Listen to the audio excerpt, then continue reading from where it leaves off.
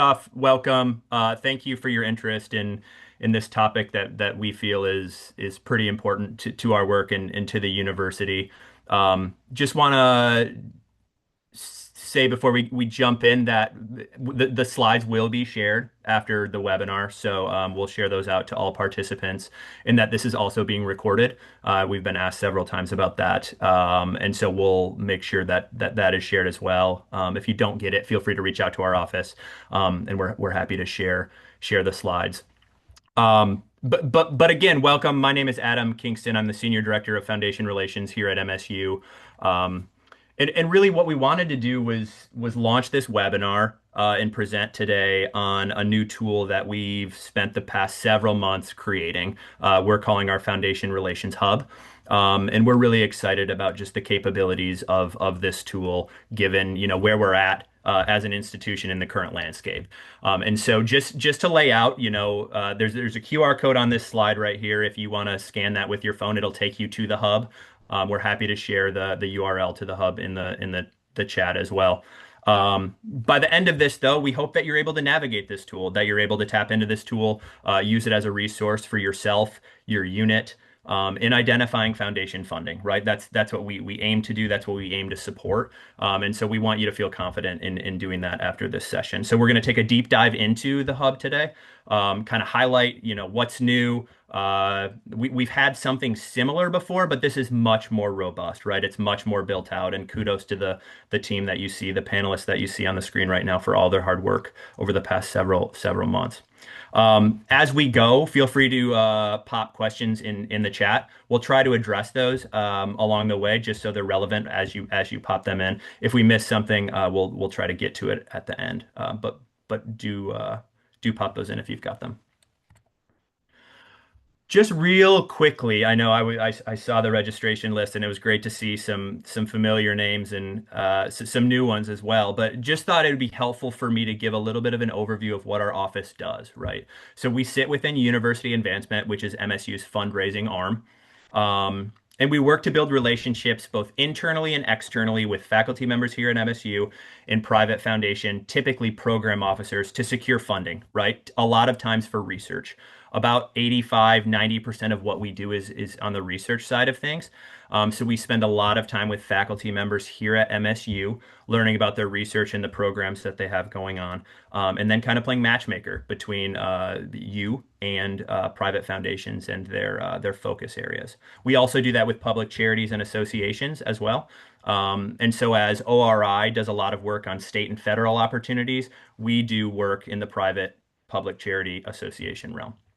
So we spend a lot of time building strategy around, what a foundation's looking for, what they fund, and what's happening here on campus. That can look in a lot of different ways depending on where a faculty member's at in their research funding endeavors and seeking that support out. We do a lot of connecting, right? So we have some relationships that we hold, and we're happy to connect MSU faculty to program officers at foundations where we have those relationships. We also just keep our finger on the pulse of, what the historic relationship has been between MSU and an institution. They change over time, right? Foundations have changed so much over the past 15 years and what they're interested in, what they're funding. It shifts back and forth, and a lot of the things that are happening on the federal, side of things right now change that, right? And we've seen that. And so just keeping our fingers on the pulse of what's happening is something that our office does as well. We get asked a lot if we write grants. We don't, but we're happy to provide, review your proposals and LOIs. A lot of us have a background in writing grants or working for a foundation. And so what we try to do is we try to look at those proposals through the lens of what a program officer at a foundation how they might review that, right? So we're happy to tailor language, a little bit different than federal proposals, right? And so we encourage you to lean on our office as you're crafting proposals to private foundations and associations to just check. It's always good to have another set of eyes on those things, and so we're happy to be that. And then a lot of what we'll talk about today, right? We do a lot of identifying and disseminating open funding opportunities. The best way to get funding is still to write grants. We're a relationship-driven unit, but at the same time, we have to write grants. We have to pursue these funding opportunities to be successful. So we continue to encourage folks to write grants, pursue those opportunities, lean on our office, and we've got some tools that we'll highlight today that'll hopefully help you do that. So just wanted to kind of highlight our team a little bit, and kind of the different roles and responsibilities. So you'll see that we do have a large team and it's spread across campus. So we have some central folks that work across all colleges and units. Myself, Tam Heaton-Wyrick, who will actually start on Monday. She's a new team member. Melissa Anderson, who's the liaison to a lot of the social science education policy-esque units. The way that we kind of define liaison is just a point person in an avenue into our office. So our office is available to all folks. If you reach out to any one of us, we'll get you to where you need to be. But this liaison model has allowed us to be a little bit more intentional with how we engage with specific units. Heidi Jurgens is the liaison to a lot of the health and science units. Um, and then Kate Willard, you'll hear from her a lot today. She has built a ton of this. We owe a lot of this to her and to Melissa Anderson, but she helps us support all things, is helps us with data and everything under the sun, and keeps me in line as well. And then we have some folks embedded out in units, right? And so we have some units that have a lot of potential with foundations and corporations. So we do have an open role in engineering right now. We have Amy Moon, who does work in the Broad College of Business, and Allison Jones, who does work international. We think of her as a central partner just because she works across the entire university too. Anything international, manages a portfolio of international foundations and work that happens internationally. And then Greg Whitbeck, who sits within the College of Ag and Natural Resources and just focuses on foundations. We have a lot of potential in ag and natural resources, and I'm sure some of you have engaged with Greg already. I'm just going to pass it off to them real quick to say a little bit more about their work. We don't have all of our team members on the screen right now, but a majority of them. So I'll start with Melissa if she's there. Hello, everyone. I'm going to apologize before I even get started right now. I have a spotty internet connection, but I'm still so glad to be with you all here today. As Adam said, I'm associate director that sits centrally here at the university and really focus in on those 5 colleges that I'm a liaison to and anything in the social science, education, policy space. I like to say that I work directly with incorporates how people work together in places and spaces and how all those things interconnect. So I'm really excited to help share some of the new tools that we have available to you today. Awesome. Thanks, Melissa. We'll pass it to Heidi. Hi everyone, I'm Heidi Jurgens. I'm hoping I'm not freezing there I am. So glad everyone could join us while we go through this new amazing resource we've created. I am Director of Foundation Relations and Health and Science, and that's pretty broadly defined. So anything that's biomedical, public health, life science, physical science, some engineering, and I'm a liaison to the health colleges, so human medicine, osteopathic, and nursing. I'm also liaison to vet med and natural sciences. I've been here just had my 1 year anniversary, so I've met lots of wonderful MSU people, and I look forward to meeting a lot more. Thanks, Heidi. We'll pass it to Kate. Hi, everyone. I'm Kate Willard. I'm the development analyst for both the corporate and foundation relations teams. I have been here about 2.5 years now and very excited to show all of the things today to you. Thanks, Kate. We'll pass it to Allison. Hi, everyone. I'm Allison Jones. I'm Associate Director of International Corporate and Foundation Relations. Tomorrow is actually my 2 year anniversary here at MSU. So I sit within International Studies and Programs, and I help fundraise for ISPs, centers, and partnership platforms, as well as across the university on international research and programs. So my portfolio includes foundations and companies that fund international work or that are based outside of the US and fund research generally. So happy to chat with anybody further after this on international related work. Thanks, Allison. Greg? Hi, I'm Greg Whitbeck. I serve as Director of Foundation Relations for the College of Agriculture and Natural Resources, including Ag Bio Research and Extension.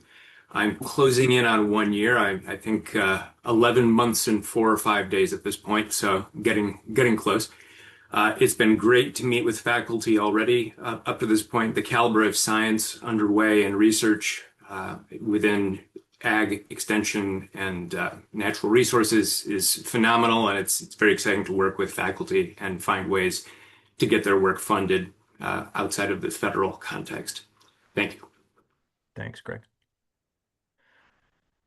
So last slide before we jump in, just kind of wanted to provide some context, right? So why now? And kind of what's new, right? And so we've been hearing even before some of the, the federal implications of what's happened in the past few months of faculty wanting more resources here. Our team has explored a lot of resources, a lot of tools that, are contractual over the past several years and haven't really been able to find great tools that are for universities. Every university is so unique, being a land grant institution and having so many things here makes us even more unique than most, right? And so we came to the conclusion that we can build something better here. For MSU that's tailored to MSU faculty. So that's why we did it, right? We spent all summer building this tool, this hub. It was a lot of work, and we hope that it's a really useful resource for everybody here. So some of the new resources. So we have housed a website of active RFPs. This is just a lot larger. It has a lot more capabilities. I'll let Kate and Melissa walk you through that. But you're able to export now. It's the search features are a lot better. And also we're excited about the ability for folks to be able to opt in to receive tailored RFP alerts. And so that's something that we've been we've heard from you, we hear you, and we made that a thing. We also built a foundation prospect library that we're excited about. It houses a few hundred foundations that have overlap with MSU strengths. That highlights kind of a profile of each foundation. So it really gives you the tools to be able to dig through a database of foundations that are relevant to MSU and to your work. You can search by categories. We'll get into that a little bit, but we're really excited to just hand those keys over to all faculty here at MSU to be able to peruse and do some research on your own. The ability to sign up, our office is always open. What we always say is our door's always open. Use us as a resource. But we have that ability now to schedule a meeting with us on our website. We're asking for a little bit more information. We're more effective when we have a little bit more information about your research or your project prior to meeting. We can oftentimes come with prospects, come with ideas when we know what we're walking into versus walking into a conversation blind. So we appreciate you using that. Always feel free to reach out to any of us, though, to schedule a meeting or a call, or if you have questions. And then a section that just highlights some of the resources and documents for best practices in writing proposals and LOIs. It includes, some of the most commonly requested documents that a foundation might ask for, audited financial statements, et cetera. So we've put it in one spot so that you don't have to go searching for that or ask questions about that, list of board members, et cetera. So we'll get to that point too. At this point, I'm going to stop talking. I'm going to stop sharing my slides, and I'm going to pass it over to Kate and Melissa to actually show you the hub and walk you through some of the cool tools that we've built. Thanks, Adam. I know that Kate's going to begin to share her screen related to what the hub actually looks like. So if any of you have already scanned that QR code that Adam had put up, or if you've been to our foundation website before, this will look a little bit different. And we're happy to say it's a little bit different because, as Adam highlighted, there are so many more opportunities available and ways that you can engage and find the foundation funding that you're looking for. So as a general overview, when you scroll down our website, you'll notice that there's a find funding button. We made that right front and center just so that you could get right to the good stuff. There's no sense of you having to search around for the ability to seek out active foundation opportunities. So that will take you to our RFP page, which is request for proposals. If you've never heard that term before, we'll be saying RFP a lot. So request for proposals. And that's one way that foundations connect with the work that they're looking to support. They will put on an open call, a request for proposal. And our new RFP spot, our active foundation list here is really how you'll navigate what is currently available to you as far as research and project funding. I want to do just an overview of what each of these categories and columns mean. So that way, when you dive into searching on what we're calling our Airtable, our active RFP list, you won't feel lost or confused by some of the jargon that we use here in this office. And as always, like Adam said before, should you have any questions, do not hesitate to reach out, but we're hoping today answers a bunch of those questions. So up at the top left, you really how this page is viewed, it's like a Excel spreadsheet that's been elevated.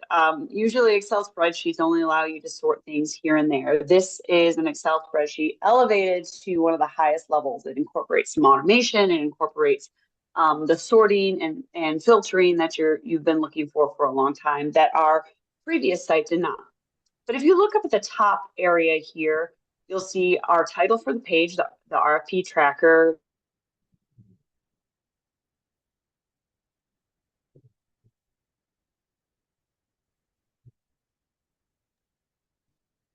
I think Melissa might have lost internet. We'll see if she comes back really quick. The name of the foundation.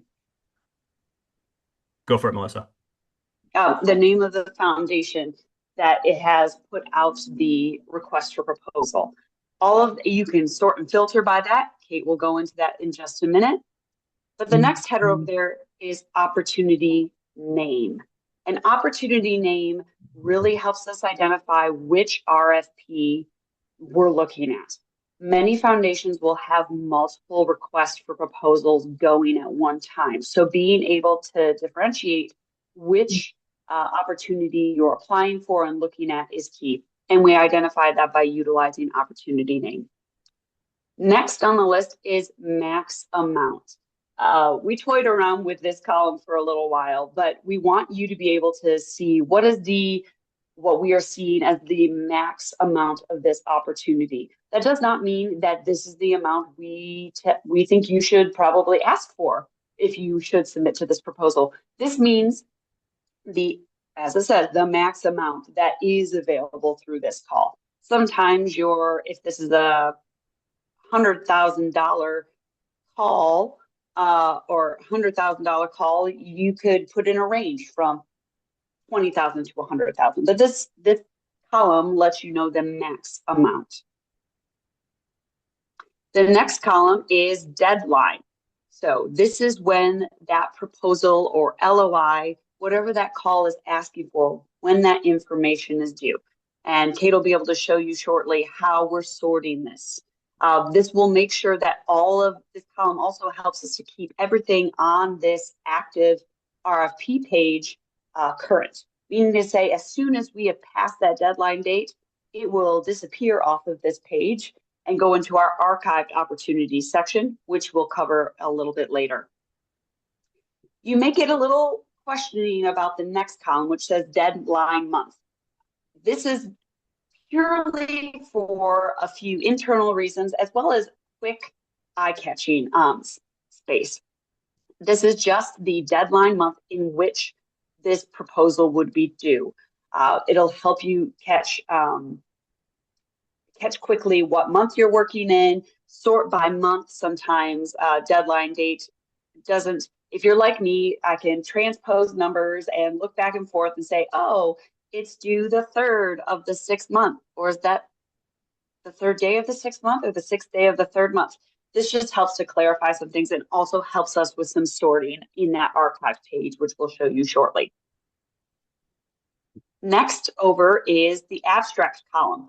This column is purely to give you in a quick glance a very brief 750 character or less overview of what this call is really driving for. If you look at this abstract and it doesn't fit what you're looking for, you probably don't have to dig in deeper and see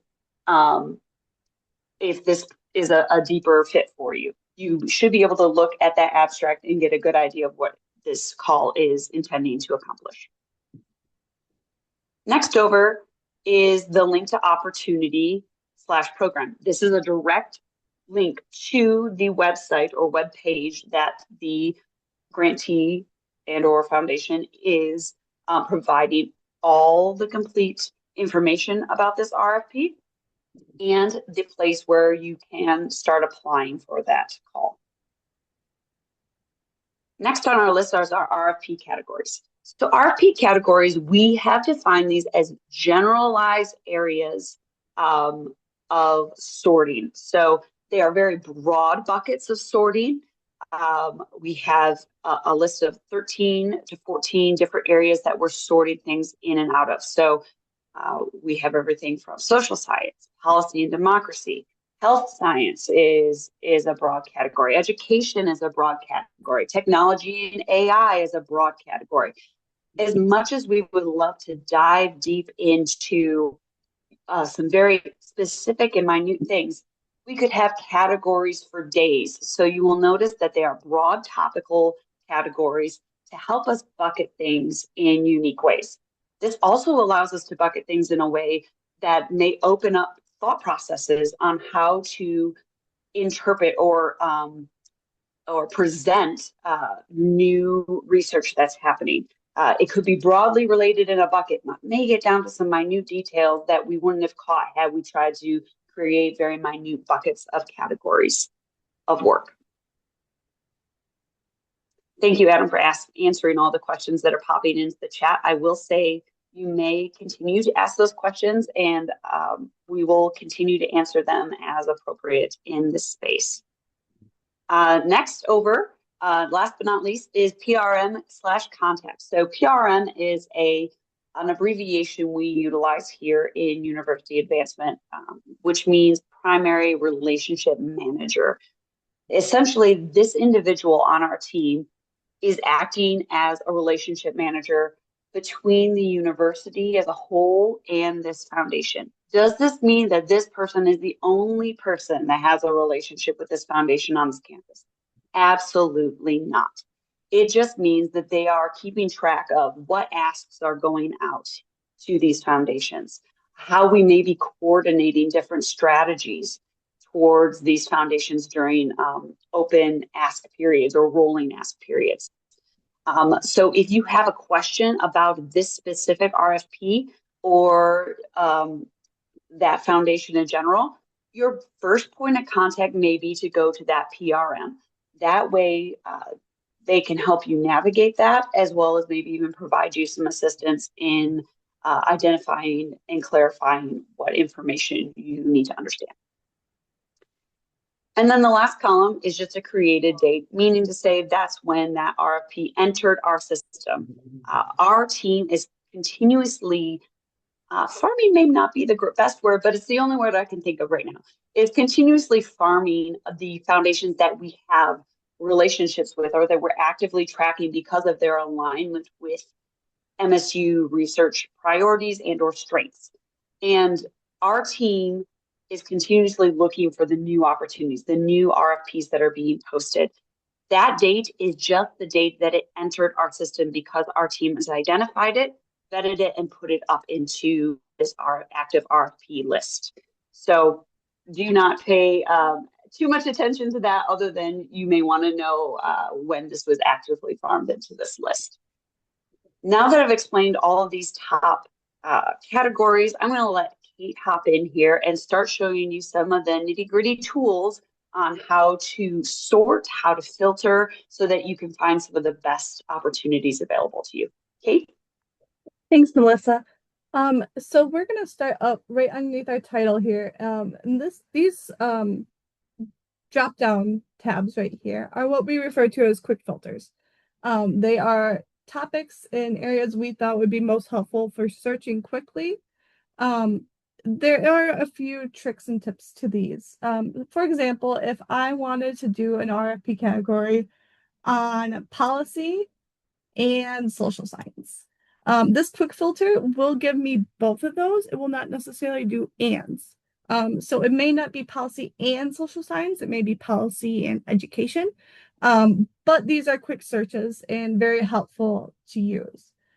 We could also go to, as Melissa said, our anticipated deadline. So if we're searching for, say, we're not quite ready for an active proposal, we can go see what's in November and we can get a better sense of maybe in a month or so when we're ready to apply, what we could apply to. It's very easy to clear these filters. There's a clear button down here. And we're back to our main page. If we're looking to get a little bit more nitty-gritty down into a more narrow field, we can click this filter on the left-hand side and we will hit add condition. Where GrantMaker is, we can drop down and we can see a lot of different available categories. For us, we're going to click on RP categories. And it also has this has any of. There are, again, drop downs to different kinds of filtering. If we select has all of, this will get us to the and portion of those RFPs. So if I wanted to search for policy and democracy and social science, and then maybe I want to also look into that international global development space. Now I've got a really narrow down search for things that I'm probably going to be more interested in than the broad page. We can also add more conditions. If you are interested in adding more filters, you can keep stacking as many as you like. And deleting them, again, is real easy. You just hit this trash can and we're back to our main page. Sorting is going to be very similar. We can pick a topic. I will pick deadline and we'll pick earliest to latest. Melissa, do you want to touch on rolling deadlines for a moment? Because when we search by deadline, rolling comes to the top when we click earliest to latest. Yes, sure. Thank you, Kate. I do want to answer one thing in the chat. You do not have to create an account to search just on our page here as it's being viewed. If you want to download any of the opportunities, we are hosting this through a program called Airtable. If you want to be able to download, sometimes it will ask you to create a free account. We have no control over that. We do not have to have an account to just view it online, but if you ever want to download it into a static spreadsheet that will not automatically update, you can do that by creating a free account. All right, back to the question that Kate was saying. This rolling deadline that she is showing means that this foundation accepts applications and or proposals, LOIs on a rolling basis. They have no specific deadline. Usually that foundation will ask for an LOI or for us to reach out to them to present an idea and then enter, which will then allow you into a proposal process. You can also take and view this as it's always available, or meaning to say that there's nothing's specified on their website that says it's due by. Great. Thank you, Melissa.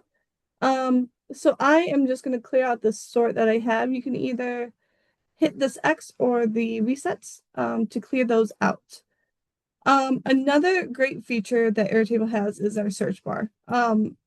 I will say there's a slight hiccup with the search bar in that it will only search things that you see on this main page. We do have a hidden section that we'll show in just a moment, but our directors are mindful of this. And so when they're creating those abstracts, we do hit those keywords for the RFPs. So we do try, just as a note, that there is a slight trick to it. So if I'm interested in Detroit, I can search for Detroit up in my search bar and I get 3 hits.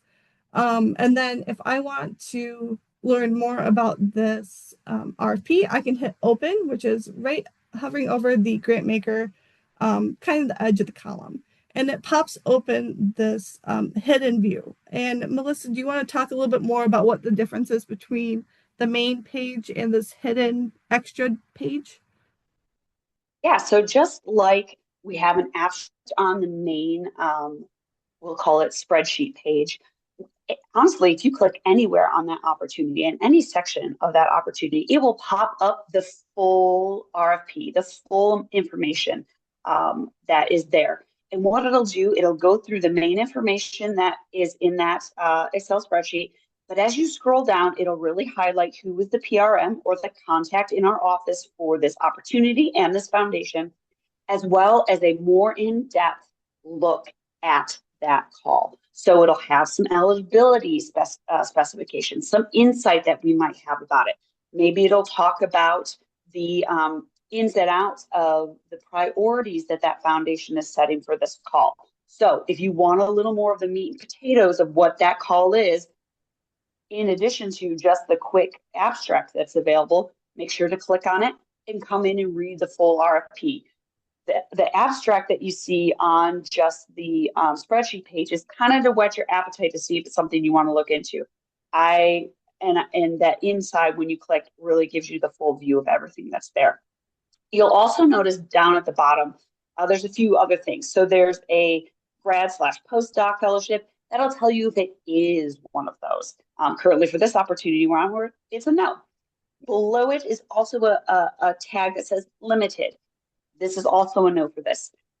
Limited opportunities are when a foundation is requested that MSU only submit a certain amount of applications, which means we need to go through the Office of Research and Innovation's limited opportunities process. Should this be selected as a yes, right below it, we'll highlight what that process looks like for that call. So if you're familiar with applying to federal or state opportunities, usually we're limited to 1 or 2 proposals apiece. Some foundations have that same function, and you will find out about that inside by clicking inside and going to that additional information there. Thank you. You can also toggle through these your selected search RFPs by using this down arrow. But you can also click the X or just click anywhere out here and go back into it. So there's a couple ways to navigate it. And then I also want to say that whatever filtering, searching you do is in your own kind of private session. So you will not be affecting anyone else's Airtable session, and you will not be affecting the master link. So please, we designed this in order for you guys to play around with it, and we highly encourage you to do so. So please don't be afraid to really get in here. We can also expand these columns to show more information if you don't want to necessarily click into every single opportunity. So there are lots of ways to customize how you're searching for these. As Melissa said, we can export it. This will be a static Excel document that you will need to sign up for free through Airtable. You would just click these 3 buttons and hit export data to CSV. It will pop down with a asking you to open the app, and I'm logged in already, so it's not going to ask me for my credentials, but it would ask you to log in. And then you would do the same thing. And then you can export it. And then it shows up into a document like this. So it's only going to show you that main table. It won't show you any of the hidden details. But it's a good way to do some extra filtering, sorting, sending it out to other people if that's something you're interested in. And then there's also up here this black button for our archived foundation opportunities. If we click this, it will just ask us to confirm that we would like to go to a different page. And then we will be taken to a very similar page. And Melissa, do you want to talk a little bit more about why we made this archived Airtable as well as the active? Yes, I actually want to go back just a second to the previous table. So as Kate said, when you visit the Airtable on our main page there and you're searching and you're putting all your parameters on, I will make a note for you. If you come back to look for opportunities the next time, make sure you go up and maybe, and you're not seeing, you're like, man, I should probably see more opportunities than what I'm seeing. Go up and check in those drop down tabs and in your filter tabs. Are my search parameters still highlighted? I have gone back in myself personally and utilized this on the front end and been like, why can't I find this thing for health sciences? And I look up in my RFP categories and I have just education clicked. And so it's still only showing me from my last session, and it's still only showing me the education opportunities. So make sure if you want to start a fresh search that you check that you're not, that your previous uh, time in the system is still showing the filters that you have. So that's just a side note, and hopefully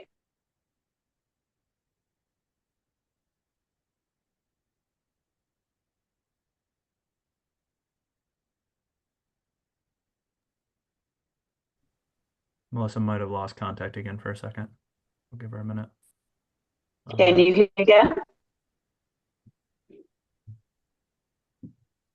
Melissa, are you back? I believe I'm back. Can you hear me? Okay. Yeah, you're good. Uh, we can go over to that archive foundation opportunity. And on that page, these opportunities are opportunities that have passed their deadline. So on the active RFP page, once we get past the date that that proposal was due or LOI was due, opportunity kicks over into our archive foundation opportunities page. We established this page because so many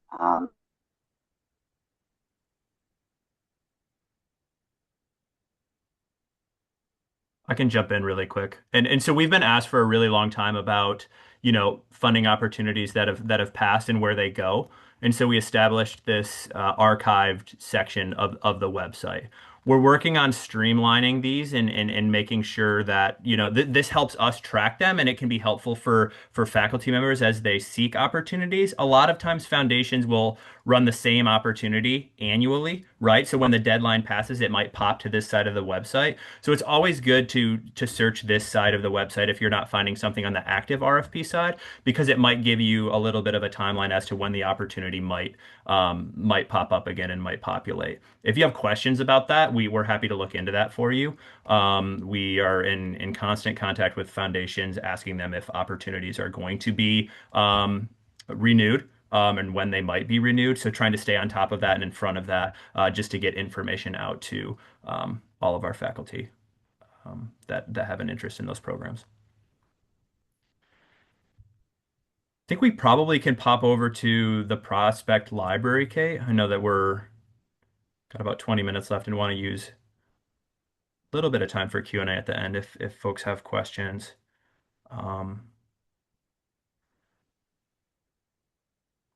So I'll just talk broadly about this section, and then maybe Kate can show you some examples of how to sort and filter. So we built this. This was probably the heavy lift of the summer for all the folks that you see on screen, right? So we all carry portfolios, and that's kind of how we structure our work. What we did this summer is we build out profiles for all foundations in our portfolios, and some new and emerging foundations that we've become aware of over the last year, and we put them here, right? We've been asked a lot by faculty. You can go on the internet, you can search for different foundations, but really there's no good place where all of these profiles are in one spot, especially ones that are extremely relevant to MSU and what we do here.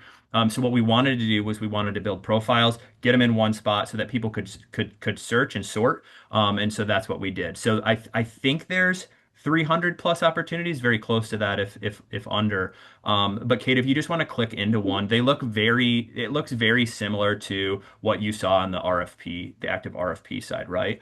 So it lays out the foundation, and it gives you a link to their website, and it categorizes the foundation, right? So what they're interested in. Our hope is that this is our office can still help get really drill down into your research and provide prospects for your research. But we hope that this is a layer of and a tool that you can use to initially go through. And if you're a cancer researcher, you can search by, for all the cancer foundations. Foundations have an interest in cancer. We're well aware that cancer is so broad, right? And just because a foundation's interested in cancer research or funding cancer research does not mean that they're funding your cancer research. So still continue to tap into us. But this is a really nice tool that highlights a lot of funders in one spot. So Kate, I'll pass it to you. I know you're doing some filtering. Oh, I was just filtering while you were talking. I Okay. just highlighting that the filter and the sort is all the same as our RFP site. So it's if you are familiar with one, you'll be familiar with the other.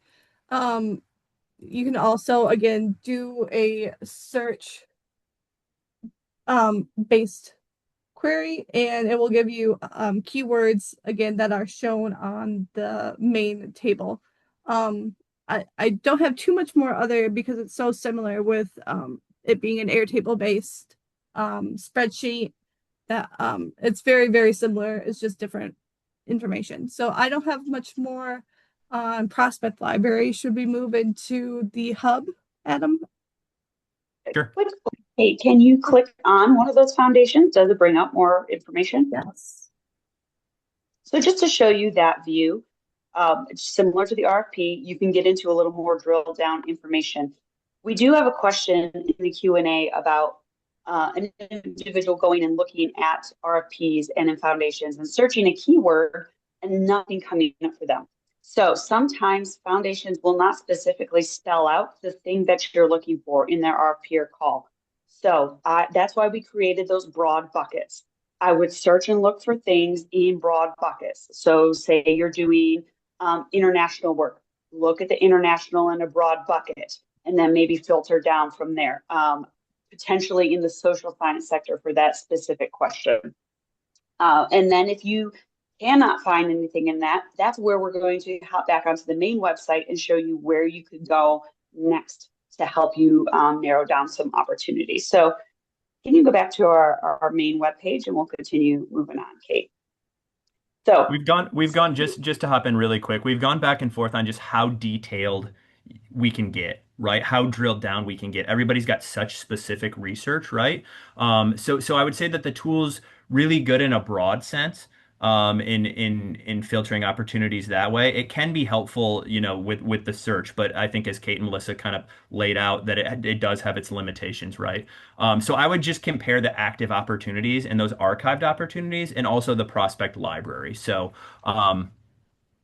yeah. Sorry, Melissa, go for it. oh, you're fine. Thank you for that. So after you've done some searching on your own, if you scroll down a little bit into the middle of our page, you'll notice this brand new tool, and this was by request. This RFP alert is, I think, one of the snazziest tools that we now have in our funding hub. You can be notified of brand new opportunities that we have farmed on a weekly basis related to the categories that you are interested in. So basically, you'll fill out this form. You can select up to 5 different areas that link well to your project or research. And every week, Tuesday, 9 a.m., everything new. So let me say that again. Everything new that has come into our RFP list over this past week will populate into your personal email box to the address that you give us there. And it'll look something like this, as Kate is showing on the screen. So really useful tool. We've gotten a lot of great feedback on it. So I highly recommend signing up for those RFP alerts. The other thing is, if you get all through that and still cannot find what you're looking for, up at the top of our page there is a contact us section right in that opening paragraph. This will give you another form that helps you set up an opportunity to discuss your research and or project with us. So we're asking for a little bit of information. So like Adam said at the beginning of this webinar, we can come to this meeting as prepared as we possibly can. We can come with some potential foundation matches or active RFP opportunities based on what you provide us with in this form. So we ask that please do fill this out if you are not able to find what you're looking for. We'd be happy to meet with you and talk about that research or project. And since we're trying to get in some Q&A here, we can quickly go back to that main Foundation Hub page and just briefly reference what's down at the bottom of this page that are great resources for you. This proposal resource tab will give you a document that you don't have to log into even to download, but has some helpful links on it. These are the key things we get asked for on a near daily basis when people are putting together proposals. There are links to OSP, who will help you officially determine budgets. There are links to the list of trustees, and that keeps that on an updated basis. The EIN number for Michigan State University. Who is our president? How do you spell Guskowitz?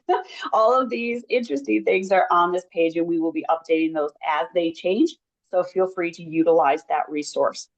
Also on that main Foundation Hub page, there is a Meet the Team if you want to learn a little bit about each and every one of us as a team member. So you see that Adam is the PRM on a certain call or foundation. You can learn a little bit more about Adam, or by clicking in the left-hand column, any other of our team members as we go through.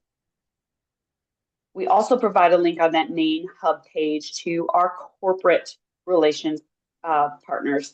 They are a great resource to linking up with corporate foundations and corporate organizations that are doing philanthropic work. Last but not least, on that main Foundation Hub page up at the top, there is a whole Partnering with Us document. And it walks you through really how we can help in case all of this information you've received in this webinar is just a little overwhelming. Feel free to take this and walk through it step by step. It gives you a recommendation on how we approach finding foundation funding for research and projects. So it'll walk you through it step by step, along with live links to take you to those different areas of our website and information that we feel and have found to be pertinent to the finding funding process. And with that, unless Adam or the team has anything more to add, I think we have done a very fast and furious overview of the Foundation Funding Hub. We genuinely feel that, feel free to poke around in the RFP table and the prospect library. We think you're going to find some amazing gems in there. Thanks, Melissa and Kate. Yeah, it's as you can imagine, we've received a lot more outreach to our office than we have in the past, and it's given us the opportunity to kind of just lift up private foundation support and why it's important. And so, we believe, and as do you, that, federal funding has to be the core and should be the core and should be looked at for research funding. But it's almost like the sustainability of any business, any organization, any entity. There has to be different pieces of that pie that lifts that up of a healthy organization or a healthy lab or shop. And so private foundation support can be that too, right? Can be paired with federal support, can help pilot projects to get you ready for that large federal grant. And so continue to, pursue private foundation support. We're just encouraging folks to write grants. If you're at conferences and you know that there's going to be program officers there, we're happy to dig in, try to set up meetings for you, et cetera. Let us know. We can help. We can be helpful in that realm.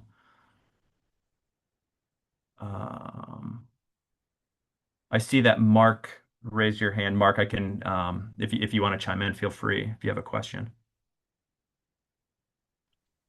I'm sorry, I think I accidentally rose my hand. Oh, no worries. No problem at all. Thank you. Yeah.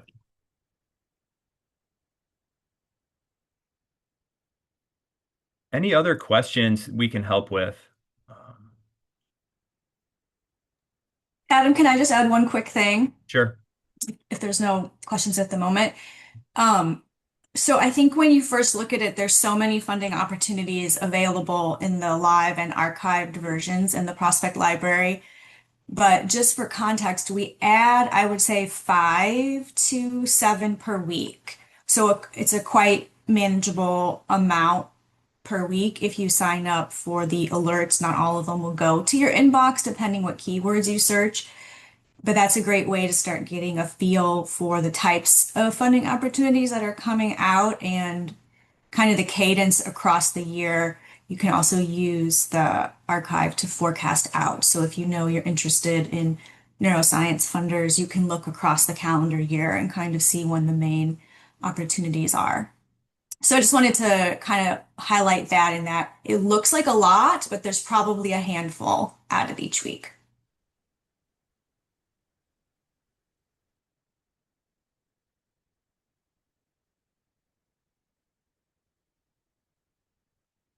It's a question about forecasting in the Airtable. Um, I think we talk about forecasting a lot for our work and kind of timeline for funding and what that looks like for private foundations. Oftentimes, our office is contacted because somebody needs research funding yesterday. And it's really hard for us to be effective when that is the case. We're a lot more effective when we can plan out 6, 8 months. And so I guess we can show you how to sort and filter that. But as you think, open opportunities, feel free to pursue at any time. If we need to be strategic and we need to source prospects for your research, then we oftentimes want to think about that timeline. We want to think about 6 months out. We can certainly have conversations 3 months out, 4 months out, and there might be opportunities we can provide. But working very quickly and in a pinch is not what private foundations do well. Especially right now. You can imagine the landscape, all of the proposals that are going out the door from MSU. That's happening at every institution right now. So the competition at these foundations is a lot, and so we're seeing some of the changes that they're making. At the same time, I think we're starting to see some successes come through, right? We're starting to see a lot of proposals out the door, a lot of funding requests out the door. We're starting to see those start to flow back into MSU. So it's one of the only ways to get funding is to write grants. Not sure if Kate, you might have sorted this a little bit just to kind of forecast forward to January, February. We get these on, if you check back in a month, this will look a little bit different, right? We try to build this out. And sometimes, there's opportunities that are live right now that then will go to the archive section and then we'll repopulate them for March, right? And so it's always good to look out. We can help you with that forecasting too, though. And I would just note a lot of not all, but a good portion of the funding opportunities we send out do occur on an annual or semi-annual basis. So if you were to go into the archived opportunities and look across the calendar year using some of your search terms, you could kind of see and plan ahead what might be coming down the Mhm. pike. Simone, And I see you then have sorry, Heidi. uh, I did notice that Simone has her hand up.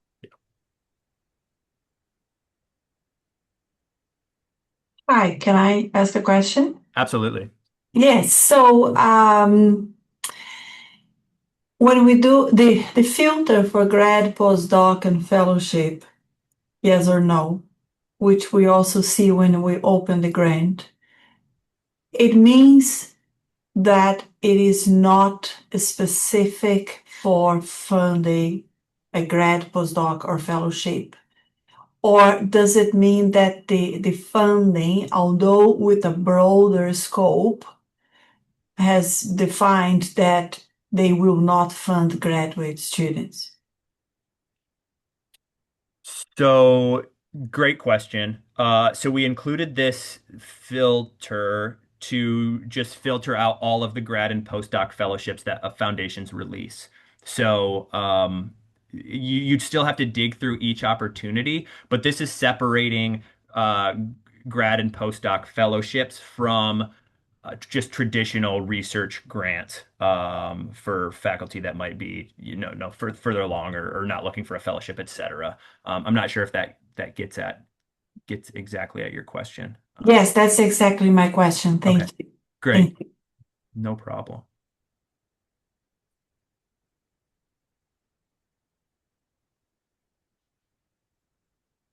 Anything else?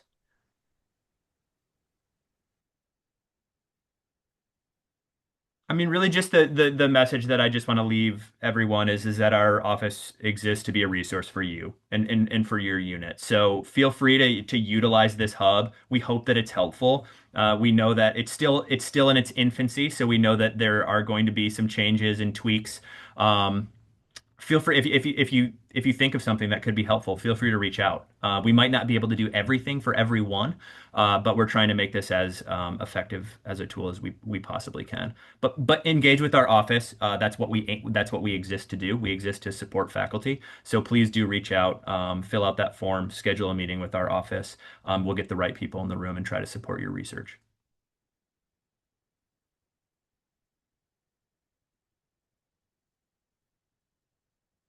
See, sir, there's some other questions in the. We'll make sure that folks get the answers to those questions after the webinar. Um, but again, thanks for attending. We appreciate you. You help us just as much as we help you. So thanks for continuing to pursue private foundation support, and we'll be in touch.